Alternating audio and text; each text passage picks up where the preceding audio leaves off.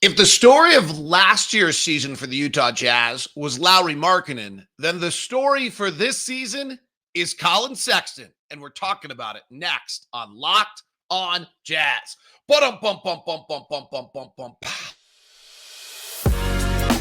You are Locked on Jazz, your daily podcast on the Utah Jazz. Part of the Locked On Podcast Network, your team every day. How are you? I'm David Locke, radio voice of the Utah Jazz, Jazz NBA insider, and this is Locked on Jazz. Today, Collin Sexton is doing remarkable things in the last 39 games since being put in the starting lineup. We're going to look at it. How many NBA players score 20 points a game, shoot 50% from the floor, 40% from three on 4 attempts a game? You're going to be stunned. Taylor Hendricks injured, out for at least a week. Not good at all. A great night if you're into draft position for the Jazz last night. And we've been analyzing rebuilds. How about the failed rebuild of the Chicago Bulls that maybe wasn't so failed actually after all? We'll look at all those things as we get going on today's edition of Locked on Jazz. As I mentioned, I'm David Locke, radio voice of the Utah Jazz, Jazz NBA insider, and this is Locked on Jazz, your daily podcast of the Utah Jazz, giving you insight, expertise, geeky numbers, and hopefully making it way better to be a Jazz fan each and every day. Thank you for making Locked on Jazz your first listen of the day. We are free, available on all podcasting apps and on YouTube. If you like the way Collin Sexton's been playing this year, throw a thumbs up on YouTube right now.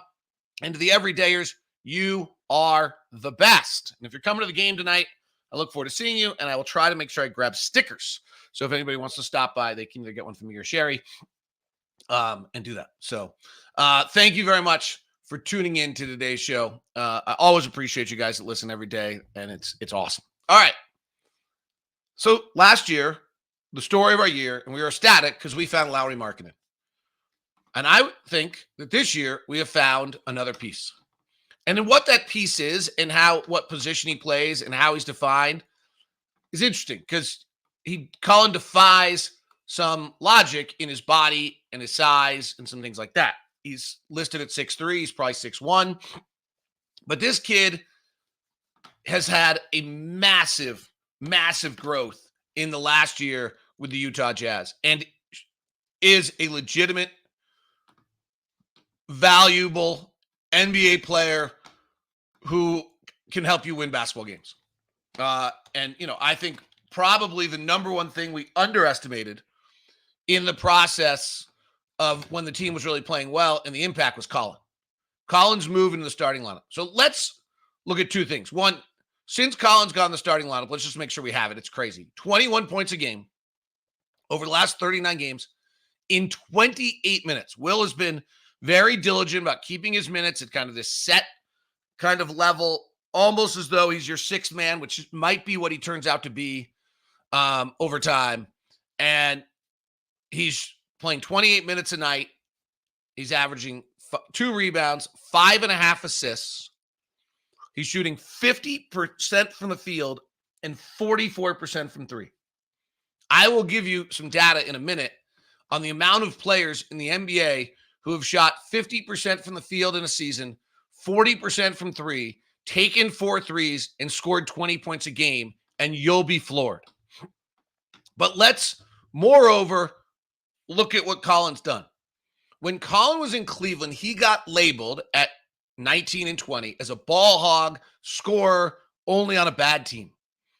His assist rate was in the 4th percentile the first year, in the 6th percentile the second year as a point guard. Then he kind of moved to a combo guard, so this is based on percentages, but he jumped up. This year, he's of combo guards, he's in the 88th percentile of assist percentage.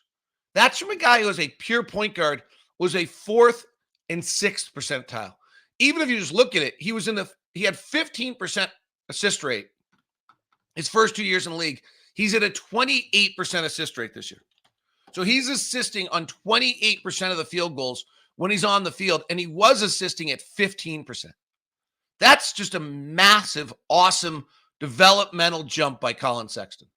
The game has slowed down. He's matured. The coaching's been great on him. And honestly, I've said this about Collin before. When the year started, if you'd asked me, I'd never been around a player who I thought had a greater desire to do the right thing with less chance of it happening. His desire was there. I did not think he had the chance to evolve his skill set. I just didn't see his ability to slow down. I knew he wanted to do well. It's awesome.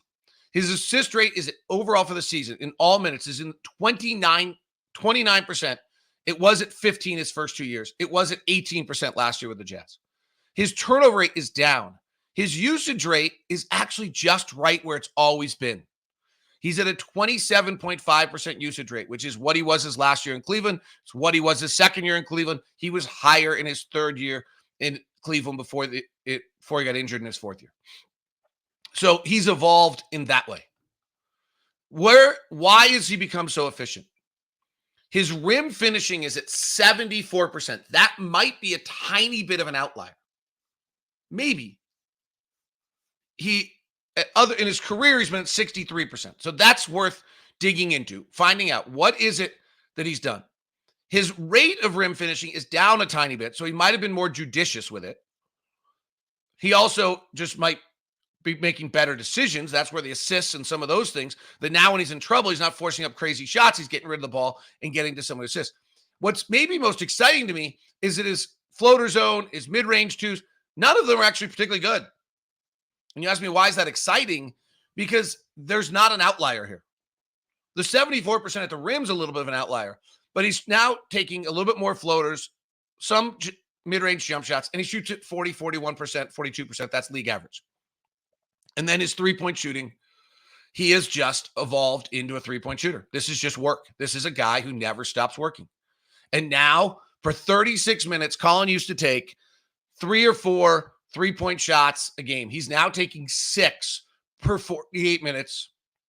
Per 100 possessions, he's up to 7 or 8, which is where you have to be as a guard. For a game, he's now taking 4 three-point shots a game, and he's shooting 40%. His career number's 38. It's not like this is an outlandish thing. He's just finding a way to get 4 of them off a game. And his positional play is probably the story. He's playing off the ball more. He's now playing about 69%, according to Basketball Reference, as a shooting guard and 15% as a point guard. And Will's now integrating some more point guard play into him than he's had before. And he's just been flat out brilliant. He is a bona fide energy bug. He is a all-heart great kid. He's doing the right thing all the time. Will says, like, the kid's never been in my office and complained about a thing. And so you add in that this is a bona fide elite offensive player. And let me get to how elite. In an NBA season, now, understand, Collin's only done this for 39 games as a starter. But in an NBA season, players who have shot over 50% for the season, over 40% from 3, and taken 4 threes a game and scored 20 points a game. Okay, 4 qualifiers. Collin's at, let's make sure we're being totally transparent here. Collin's at 50.3% shooting, so he's dancing on that line. He's at 44% three-point shooting. He's scoring 21 points a game, and he also is taking 4.5 threes. He also has got 5.5 assists, which I could have put in as another qualifier. But, and again, Collin's done this for 39 games, not 80. Here are the players, most recently, who have done something of this sort. Kawhi Leonard is doing it this year in 55 games. Kevin Durant is doing it this year in 55 games. Karl Anthony Towns is doing it this year in 60 games. LeBron James is doing it this year in 55 games. Those are the 4 other players in the NBA this year that are shooting over 50%, over 40% from 3, taking 4 threes a game, and scoring 20 points a game. Last year, 2 players did it. Kawhi Leonard and Kevin Durant. The year before, 1 player did it. Karl Anthony Towns. The year before, 4 players did it. Kyrie Irving, Zach LaVine, Kevin Durant, Shai Gilgeous-Alexander. The year before that, Karl Anthony Towns did it. The year before that, Karl Anthony Towns did it. The year before that, Kevin Durant did it. Nobody did it in 16-17. Steph did it in 15-16. Kawhi did it in 15-16. Durant did it in 14-15. Durant did it in 12-13. And Reggie Miller did it in 89-90. And Dale Ellis did it in 88-89. So players who have accomplished for an entire season what he's done for 39 games, again, 39 games, are Karl Anthony Towns, Reggie Miller, Kawhi Leonard, Zach LaVine, LeBron James, Kyrie Irving, Shai Gilgeous-Alexander, Dale Ellis, Kevin Durant, and Steph Curry. Dale Ellis and Zach LaVine will not go to the Hall of Fame. The rest will. Collin Sexton is the find of this NBA season for the Utah Jazz. A bona fide, legit, elite offensive player. It's awesome. Absolutely awesome. What's not awesome is Taylor Hendricks getting hurt. We're going to talk about that. We'll talk about last night, which was a pretty good night for the Utah Jazz.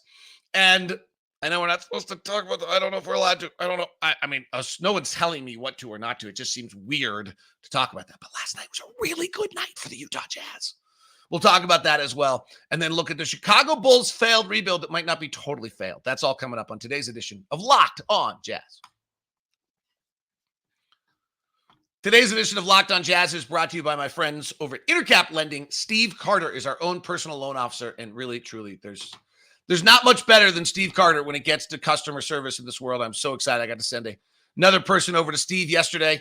Matthew emailed me and said, what's going on? And Steve immediately checked up with him, and now Matthew is on his way to working with Steve Carter. Steve Carter is our own personal loan officer, and here are some recent Locked On Jazz reviews of Steve Carter. Jeremy says, we've worked with Steve for many years. He's not only completed a couple refinances, but most recently helped us with an out-of-state purchase. Steve is very responsive, communicative, quick, and professional, and he's our go-to guy and always will be. Matthew Thornton said, just wrapped up another mortgage with Intercap, and Steve Carter couldn't be happier with the service, speedy and responsive. And Chris said, second time I've used Intercap, couldn't be happier. Steven and his team got me a competitive interest rate, closed my new house quicker than anyone else even tried. Steven himself was great to work with, trying to get paperwork needed in the middle of traveling across the country. He's responsive, knowledgeable, even at 8 o'clock sometimes, and always pleasant to speak with. The guy's incredible. He's Steve Carter, his own personal loan officer, and he is here for you if you need to get a loan right now with Intercap Lending. You can call Steve directly at 385-800-8528, or you can email me at dlock09@gmail.com. That's dlock09@gmail.com, and I will set you up with the personal invitation and meeting. And make sure you tell Steve you're with Locked On Jazz so you get our VIP corporate rate with Intercap Lending. Intercap Lending, NLS number 190465. Make sure you visit. Hook me up. Let me know what's going on so I can get you connected with Steve Carter and Intercap Lending. Today's show is brought to you by our friends as well over at eBay Motors. eBay Motors, you're making sure your ride or die is taken care of. eBay Motors has everything you need to maintain your vehicle, and they have the guaranteed fit. So level it up to peak performance, and I'm everything from superchargers, exhaust kits, LED lights, whether it's speed, power, style, eBay Motors has you covered. 122 million parts for your number one ride or die, and you always find exactly what you're looking for with eBay's guaranteed fit. Your part is guaranteed to fit your ride every time, or you get your money back. That is guaranteed fit, so you're not burning cash, you're burning rubber. With all parts you need at the prices you want. It's easy to find with your car. MVP. Bring home that win with eBay Motors. Keep your ride or die alive at ebaymotors.com. Eligible items, exclusions apply. eBay Motors, guaranteed fit is only available to U.S. customers. eBay Motors, guaranteed fit.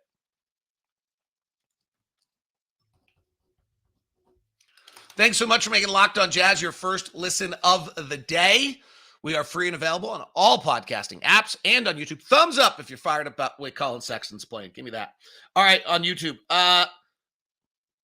Locked On Sports has launched the first ever national 24/7 sports channel on YouTube. It's called Locked On Sports Today. Here's the deal. If you have ESPN or Fox up on your TV, switch. Make the switch. Go to Locked On Sports Today. Throw it up through YouTube or Amazon Fire TV. And you'll get, right now you have Renner Ranks on, which is one of our NFL shows, ranking the top things. They're talking about the combine. Previous was Locked On NFL Draft. Coming up later will be Locked On NBA and a bunch of NBA shows. It'll give you the biggest stories of the day. They're going on from the local experts, the Locked On Podcast Network. It's pretty cool. It's not a bunch of people yelling and screaming at you. I think you'll like it. So check it out, Locked On Sports Today on YouTube or on Amazon Fire TV. Last night was a good night for the Jazz. Here's how it played out. So again, ideally, if we're getting into draft position and ignoring the fact it means you have to lose games, we're trying to get to 8. If you can get from 9 to 8, 1, you're secured that you're not going to lose your pick. 2, you go from 17% chance of being a top 4 pick to 26%. So Toronto is at 7, and Toronto is incentivized to lose every game for the rest of the year because if they get into 6, then they get San Antonio's pick. Unless they get bumped in the lottery, which is a possibility. We want to at least get to 9 because if you're at 10, there is about 25% chance that somebody jumps in front of you and then you drop to 11 and lose your pick. So we really want to get to 8 or 9. Brooklyn's at 8. Their pick goes to Houston, so they're not incentivized to win. 9 is Atlanta. They are trying to make the play-in. 10 is Houston. Their pick goes to Oklahoma City. And we are 11, and Chicago is 12. Last night in the NBA, here's what happened. Brooklyn, who we need to win games, beat Philadelphia in a surprise, 112-107, 20 for Dennis Schroeder and Dorian Finney-Smith. And they beat the Joel Embiid and Tyrese Maxey-less Philadelphia 76ers. That's a nice bonus for us. So that's good. Now, we go to the next one down, and the next one down is Atlanta, who should be trying to win games. And Atlanta went to New York to face the Jalen Brunson, Ochai Anunoby, Julius Randle-less Knicks, and won 116-100 behind 26 points from Jalen Johnson, who's really become a heck of a player. And DeAndre Hunter off the bench has been really good. All right, so that's 2 for 2 last night. Then we go to the Houston Rockets, which are the next team we need to have win a bunch of games last night. And the Houston Rockets beat Victor Wembanyama, who had 7 block shots last night, 114-101, as Alfred Sengun had 45 points, 16 rebounds, 3 assists, and 5 steals last night for the Rockets. So all 3 of those teams won last night, which is pretty dreamy. Now, win column, we're still 3 games ahead of Brooklyn in the win column, which is a lot, but hopefully Brooklyn keeps winning. Atlanta, we are 1 game in the win column, and Houston, we're 1 game in the win column. So that we're close to getting ourselves to 9, and the quest is going to be to get to 8, which I think we will in draft position. All right, disappointing news yesterday. Taylor Hendricks is out with the sprained big toe and going to be out for at least a week. So he'll be reevaluated in a week. So that means the experiences that he misses are tonight, probably guarding DeMar DeRozan. Then he misses we do not play on Thursday or Friday. We play Saturday in Denver. He probably would have had to go up against Aaron Gordon and all the cutting. So and at altitude against the world champs. So that's too bad. And then we come back to play on Tuesday against the Boston Celtics. And it sounds like he would miss that game as well, trying to guard Jason Tatum. So then the soonest we would see him again would be our next Friday game against Atlanta, which we'll see. But that would be 11 days and 9 days, and hopefully he comes back. But the bummer on this is what Will Hardy said the other day, is that, you just get into this sequence where you're going to play, you're coming to the arena, and you stop evaluating yourself based on made shots and those kind of things. And you start to evaluate yourself on playing the game right, because hey, I'm getting 18 tonight, I'm getting 24 tonight, I'm getting 30 tonight. And Taylor's gotten noticeably better in each and every game he's played. And as Will said yesterday, frankly, minutes on the floor are vital to your development. You've got to earn them. Will's never going to give away free minutes, but you've got to earn them. And the fact that Taylor was getting 26, 29, 27, 29 minutes a night was giving him the opportunity to just kind of play and understand and learn and get in the comfort zone and not force the game and, try and learn how he belonged, which I thought was really obvious. And so for him to now sit out for 3 or 4 games is really a bummer. And also because, frankly, we only got 20 of these left or less, right? Like, the fact is, if he goes and misses 4 games now, the rest of the way of our record is 24 and we have 20 games left. What a bummer. Love these games. Keep calling. We have 20 games left. He's going to miss 5 of them, let's say, or 4 or 5 of them. Seems like a fair guess. Well, that's right. That's 25% of the remaining opportunities for him to play. So that is certainly there's nothing good about it. We don't need to don't turn it any other way. It's really disappointing. It's the one thing you don't want to have happen here down the stretch is have these guys get injured and lose opportunities to play minutes because of the fact that this is an opportunity. It's where, Lauri at some point is hurt now. And this is a little bit of a bummer on Lauri too. Lauri, as of right now, and we'll see when he comes back, that thigh contusion could take a while. That could be 15% of his opportunity to kind of get a little bit better and develop. And in that sense, we've been giving him the ball at the elbow and giving the ball at the nail and making him make plays. And I think that's, I think when you look at that, it's a bummer for him too.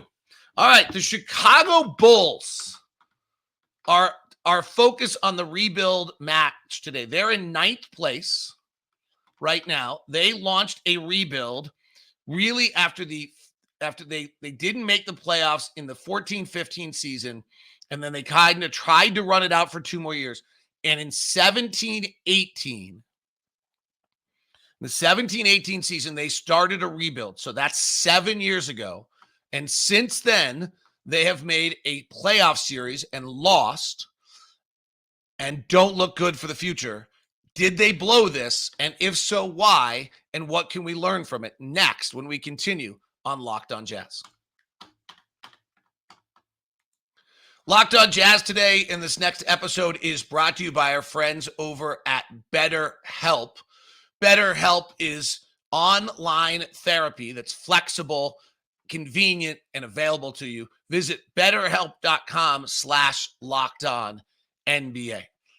I don't know if BetterHelp does it this way, but I really think of therapy as performance enhancing. That's what you're trying to do, is get your performance up, whether it's in relationships or at work or your own personal mental health and well-being day to day. You're looking to get better and be able to take the muscle that is your brain, understand it, and become more adept to using it. That's what you do with BetterHelp. And BetterHelp.com/LockedOnNBA gets you 10% off your first month. That's BetterHelp, HELP.com/LockedOnNBA. So if you're thinking of therapy, performance enhancing for the brain, give BetterHelp a try. It's entirely online, designed to be flexible and suited to your schedule. It's pretty great in the sense that if you get assigned a therapist, if it doesn't work out, you can switch, which is really the biggest problem you have by doing it not online, is trying to find a therapist and then trying to find someone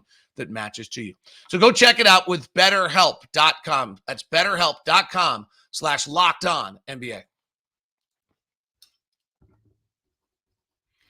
The Bulls rebuild's pretty fascinating. So we're going to do it in 10 minutes. We could probably do 2 hours on this.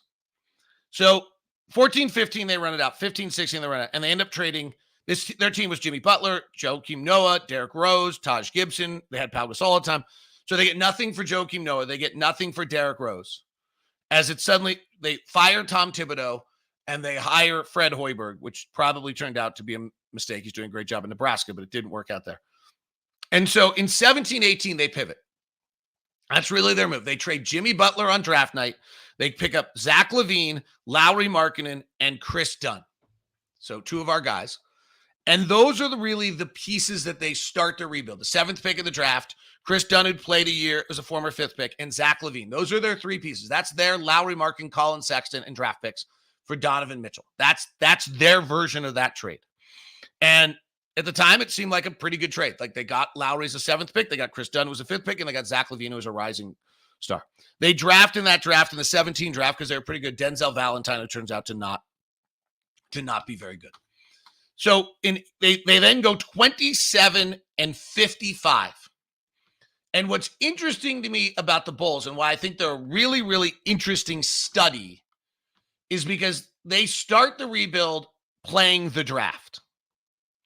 So in 17-18, they go and they go 27-55. And then in that draft, they end up with the 7th pick of the draft, and they take Wendell Carter Jr.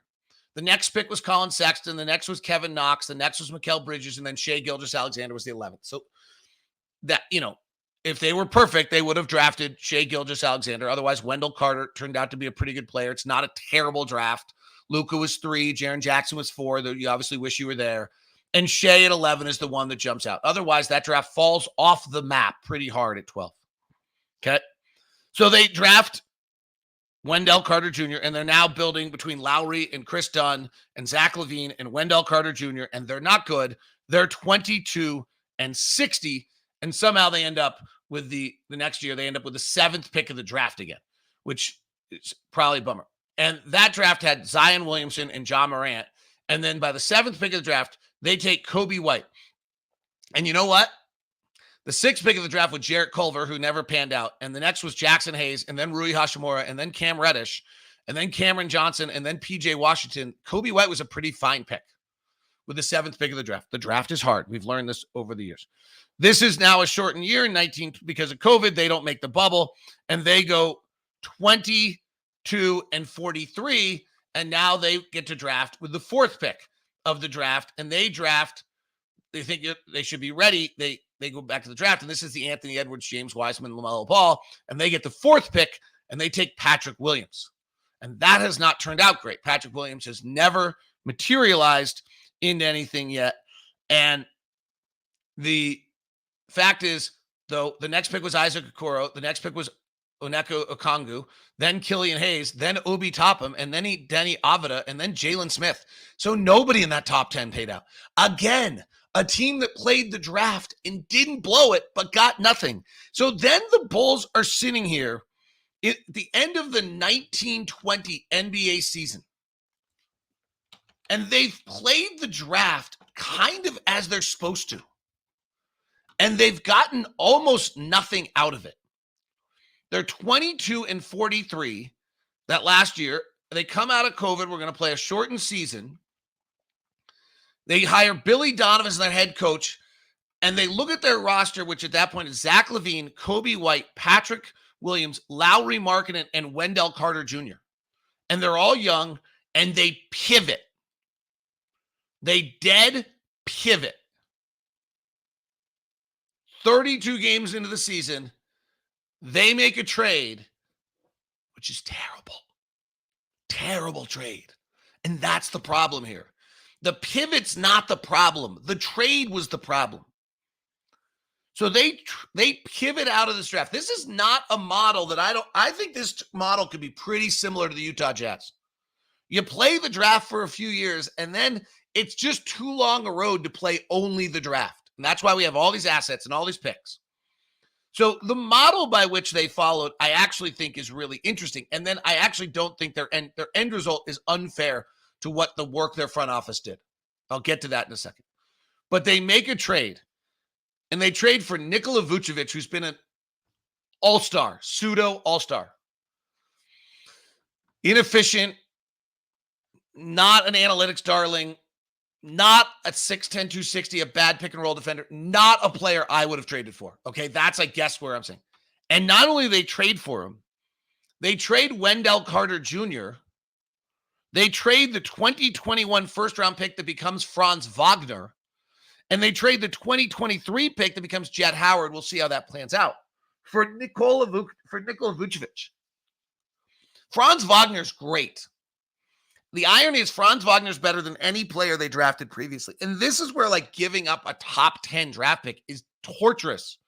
Because they did it, thought that they wouldn't be drafting top 10 because they thought they'd be better, and it ends up to bite them. But let's back up a step. So that was the middle of the season in 2021. They make that trade. They are now pivoting off the draft. They have now got a direction. And their direction is we're not building through the draft. We have young pieces, but we're not building through the draft. And in the 2021-2022 offseason, they make two massive moves. They use their cap space, and they sign Lonzo Ball, and they sign DeMar DeRozan. Again, the question is, why those two? Right? That, to me, would really be the question. And then they trade Lauri Markkanen for a second-round pick and some pieces to Cleveland because they don't want to re-sign Lauri because they've tarnished that relationship. Okay, that is just bad asset management you can't afford. So there are aspects in here where you can do this same pivot way better, hopefully trade for better players and not have an future all-star like Lauri Markkanen just to walk. Keep Lauri Markkanen with Nikola Vucevic and maybe you have something. And then you add DeMar DeRozan and you add Lonzo Ball and maybe you have something. So in the 21-22 season, the Chicago Bulls have now fully pivoted. Their opening night roster against the Detroit Pistons that year is Lonzo Ball, Zach LaVine, Nikola Vucevic, DeMar DeRozan, and Patrick Williams. Their youngster. Their bench is Alex Caruso and a bunch of no-names. And they're not bad. They start that year and they get hot and they're 26-10. They're 39-21. It's working. They've pivoted. They're good. They're looking at times. There's articles being written about them of whether or not they're a title contender. Like, how good are the Chicago Bulls? Are the Bulls back? And on the 35th game of the year or thereabouts, Lonzo Ball gets hurt. Lonzo Ball battles through a knee injury, but in the 21-22 season, on about the 29th game of the year, he gets hurt. He misses 5 games. He comes back. He plays 6 more games. And the last game Lonzo Ball has ever played for the Chicago Bulls was January 14th of 2022.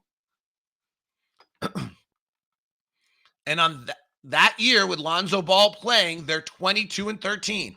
They pivoted. They didn't do it perfectly. They made a bad trade with Nikola Vucevic. They let a future all-star in Lauri Markkanen go. They didn't do it great, but they were going to be pretty good. And 35 games into signing with the Chicago Bulls, Lonzo Ball is out and has never played again. And frankly, they've just never recovered. They signed him to a multi-year deal on a sign and trade. They didn't really give up anything. They're paying him $20 million a year and they're getting nothing. And then there is a legitimate question of whether DeMar DeRozan is the right guy with his mid-range game to build around in the modern NBA. And the end result is, since being 39-21 and rolling, or 26-10 that year and rolling, when they were 26-10, they finished that year 20-26 in the 21-22 season. They then went 40-42 the next year, and then they've gone 29-32 this year. So they are, since Lonzo Ball's been out, they are 11 games below 500 and a slightly below 500 team on a roster they built. Probably because Nikola Vucevic is just not quite efficient enough. And because Zach LaVine turned out to be what Zach LaVine is. And DeMar DeRozan's been solid. They have a lot of talent, but they're missing that point guard. Kobe White has emerged this year to be a really nice player, very similar to Collin Sexton. And that draft pick of Kobe White in the 19 draft is probably absolutely the right pick. And then to the point of player development, Kobe White at 19 years old came into the league and has hit his stride in his 5th year in the NBA. And we opened the show today talking about Collin Sexton, who came into the NBA after 1 year of the NBA, of college basketball, came in at 20 years old and has really hit his stride in his 6th year in the NBA. And that's why you pivot off the draft, is because when you're taking 19 and 20-year-old kids, they're going to hit their stride in their 5th or 6th season of the NBA, unless they're LeBron James or Kevin Durant, and then you pivot off the draft because it takes too long to do it only through the draft. And that's why we have a bunch of assets. And that's why, yes, there are mistakes there, and you can ridicule the Chicago Bulls. The plan was not awful. And the plan is probably one that should be the model for lots of teams. So interesting to see. All right, that is our analysis of the Bulls. Want your thoughts? Throw them in the chat room. Send them to me on X at dlock09 or email me at dlock09@gmail.com. I think it's an interesting conversation. I love doing those things. I hope you enjoy them too. We'll do them more and more in the offseason as we get ready. Have fun tonight. Jazz Bulls will be on Sirius XM for you, as well as Utah Jazz app and on KSL Sports. All our hometown games are on the SiriusXM app. Have a great night. Thanks for joining us today. This is Locked On Jazz. We now send you the first ever 24/7 national sports channel. It's Locked On Sports Today.